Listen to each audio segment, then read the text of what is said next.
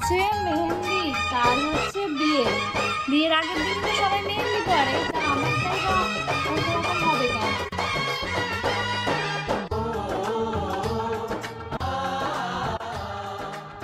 আজকে বানাচ্ছি ডিমের ডেভিল। আজকে বোন বানাচ্ছে ডিমের ডেভিল। লেড়ো গুঁড়ো লাগবে, তো লেড়ো পাইনি, তাই জন্য বোন এরকম দামি একটা টোস্ট, যেটা খেতে আমার এখন দিবি কি পরে দিবি? দিয়ে দে, দিয়ে দে। আসসালামু আলাইকুম গাইস, কেমন আছো সবাই? আশা করছি সবাই অনেক ভালো আছো, সুস্থ আছো। আলহামদুলিল্লাহ আমরাও ভালো আছি। ভোর 4টে বাজে, এখন উঠেছি সেহরি করতে। সবাই মিলে বসেছি এখন সেহরি করতে, কেউ রুটি কেউ ভাত, এই দিয়েই হয় আমাদের সেহরি। যদিও আমি আর বোন এদিকে ভাতই খাচ্ছি, বাকিরা রুটি খাচ্ছে। ভোরবেলা সেহরি করে ঘুমিয়ে ভেবো না সারাদিন ঘুমিয়েই ছিলাম, অনেক কাজ করেছি। মায়ের কোনো কাজ করিনি, আমরা হচ্ছে নিজেদের কাজ করছিলাম। অনেক ফোনটা না স্টোরেজ পুরো ফুল হয়ে যাচ্ছিল, একটু ক্যামেরা অন করলে স্টোরেজ ফুল। ব্লগ এডিট করতে পারিনি আজকে তোমাদের জন্য, একটু বলতে বলতে গলা শুকিয়ে যাচ্ছে। তো আমি করছিলাম কি, সেগুলো পুরোনো যত ক্লিপিংস, বাড়িতে কাজ হচ্ছে গাইস, ইগনোর করো। তো সেইগুলো আমি এডিট করে একটু রেখে দিলাম গুছিয়ে। আর এই যে দেখো বোন আজকে কি বানাচ্ছে, মানে ওইদিকে দেখা বোনকে। আজকে বোন প্রথম ইফতারে কিছু খাবার বানাচ্ছে এই বছরে। বাবু বল সবাইকে কি বানাচ্ছিস? আজকে বানাচ্ছি ডিমের ডেভিল। আজকে বোন বানাচ্ছে ডিমের ডেভিল। লেড়ো গুঁড়ো লাগবে, তো লেড়ো পাইনি, তাই জন্য বোন এরকম দামি একটা টোস্ট, যেটা খেতে আমার অনেক ভালো লাগে, চায়ের সাথে, সেটা এনেছে। তো ওটাকেই গুঁড়ো করে দেওয়া হবে। মিষ্টি লাগবে খেতে এটা, ওইটা তো আলাদা হয়, মিষ্টি হয় না, এটা মিষ্টি। বল এক্ষুনি কি বললি? ওটা এই যে মমস কিচেনে এলে তো মমস কিচেনে এলে তো ঝামেলা হবে। মায়েরা বল এটা গোছা ওটা গোছা, এটা কর ওটা কর। দেখো বিস্কিটটা তো গুঁড়ো করে দিয়েছে, এটা যা মিষ্টি হবে না, এমনি এই বিস্কিটটা মিষ্টি খেতে। দুটো ডিম দিচ্ছি বাবু, হয়ে যাবে। এখানে 4টে ডিম সিদ্ধ করে মা কেটে দিয়েছে, আর এটা মোটামুটি হয়ে যাবে। এটা পুষ ভেতরে আলু দিবি, আলু, এটা বড় আলু, তুই কি মেজো আলু, যাই হোক এইটা হয়ে গেছে। বাবু কর্নফ্লাওয়ার আছে তো? হ্যাঁ মা তো বললো আছে, যদি না থাকে এই এটা করে দেওয়ার জন্য। ওয়েলকাম। যাই হোক এখন আমরা বোনের বানানো, মানে আজকে ইফতারে প্রথম বোন কিছু বানাবে, তো ওই জন্য এক্সাইটেড হয়ে গিয়েছি, সবাই হেল্প করতে চলে এসেছি। মানে এখানে একটু পেঁয়াজগুলো কেটে দিয়েছে, তারপরে রান্নাটা ওই করবে, আজকে ওর হাতেরই খাওয়া হবে। মা কি রান্না করেছে কি জানি, আজকে একদম নিচে নামার টাইম পাইনি।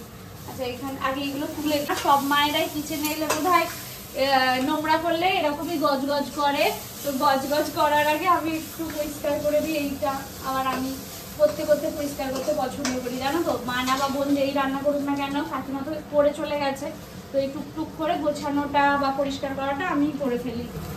আর মা কি রান্না করে এখানে বেশ ইন্টারেস্টিং হচ্ছিল বলে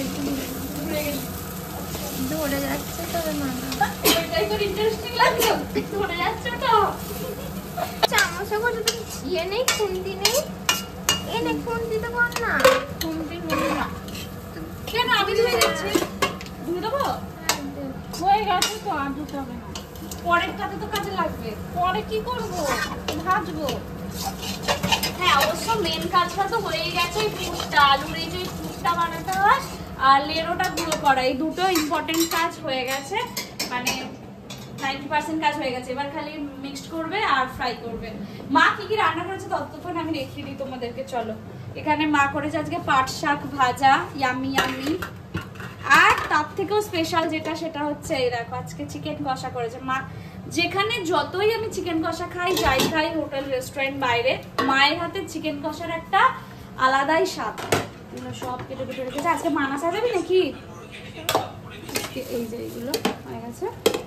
2 মিনিট ধরে ডিমগুলোকে গোল্লা পাকাচ্ছে। এরপর কি, এরপর ডিমে ডোবানো? হ্যাঁ আগে ডিমে ডোবা, তবে তো ওটা একটু হ্যাঁ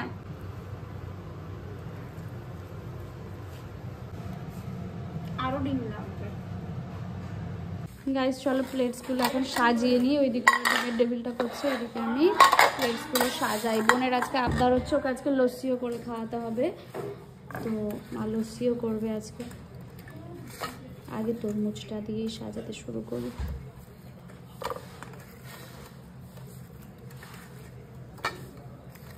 বিসমিল্লাহ।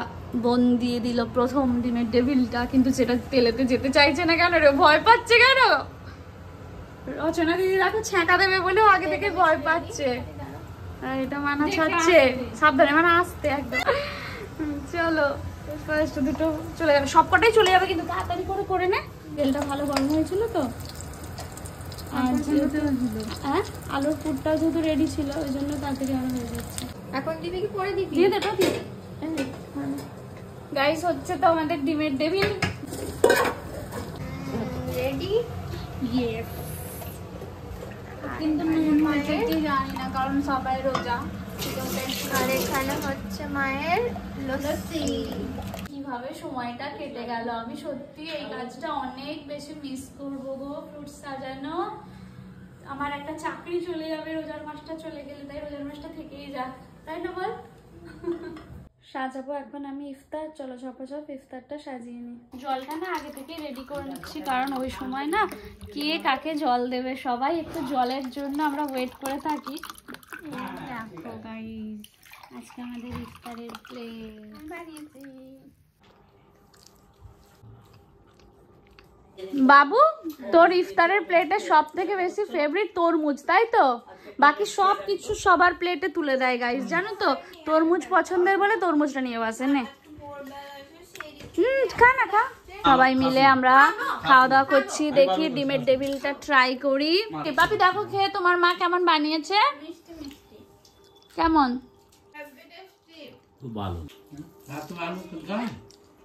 কেমন সত্যি বলছি টেস্টি।